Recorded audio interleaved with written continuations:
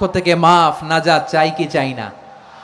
আর কিছু যে চাই না আমি, চাই গো নাজাত। আল্লাহ তোমার কাছে আমার এই মুনাজাত। আর কিছু যে চাই না আমি, চাই গো নাজাত।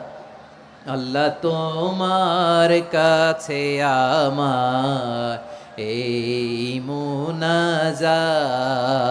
আল্লাহ তোমার কাছে আমার এই মুনাজাত। পড়েন আমিন। তাহলে রমাদানকে আমরা বুদ্ধিমানের মতো কাজে লাগাতে চাই কি চাই না? বুদ্ধিমানের মতো কাজে লাগাইতে হবে। মুমিনরা স্মার্ট হয়।